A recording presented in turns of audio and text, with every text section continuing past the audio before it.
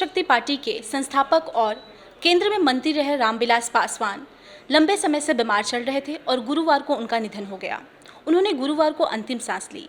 इसके साथ ही अगर उनके राजनीतिक सफर की बात करें तो उनका राजनीतिक सफर 50 साल लंबा और काफी अहम रहा है।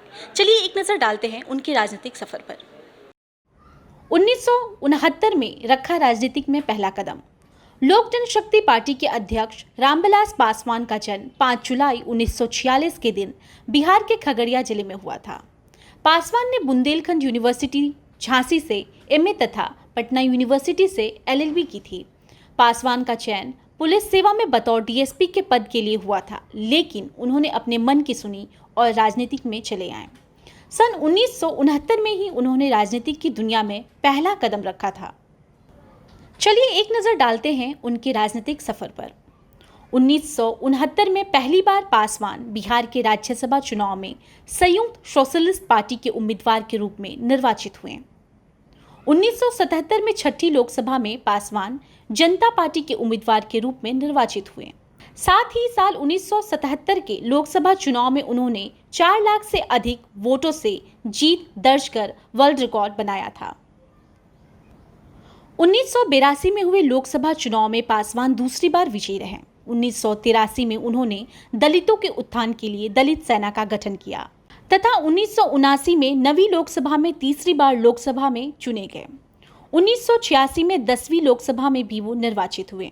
2000 में पासवान ने जनता दल यूनाइटेड से अलग होकर लोक जनशक्ति पार्टी का गठन किया। इसके अलावा वो 12वीं, 13वीं और 14वीं लोकसभा में भी विजयी रहे। अगस्त 2010 में बिहार राज्यसभा के सदस्य निर्वाचित हुए और कार्मिक तथा पेंशन मामले और ग्रामीण विकास समिति के सदस्य बनाए गए। जी हां, अपनी आधी सदी लंबी राजनीतिक यात्रा के दौरान रामविलास पासवान का नाम सर्वाधिक वोटरों से जीते और रिकॉर्ड बनाने के साथ साथ Guinness book of world record में भी दर्ज है। इसके अलावा उनके नाम पर 6 प्रधानमंत्रियों के साथ बतौर कैबिनेट मिनिस्टर काम करने का भी रिकॉर्ड दर्ज है। पासवान ने विश्वनाथ प्रताप सिंह, एचडी देवगौड़ा, इंद्र कुमार गुजराल, मनमोहन सिंह, अटल बिहारी वाजपेयी और नरेंद्र मोदी की सरकारों में मंत्री पद की जिम्मेदारी निभाई। केंद्रीय मंत्री रहे रामविलास पासवान ने अपने सियासी करियर में कुल 11 चुनाव लड़े। 11 में से अभी तक वह 9 चुनाव जीतने में सफल रहे हैं।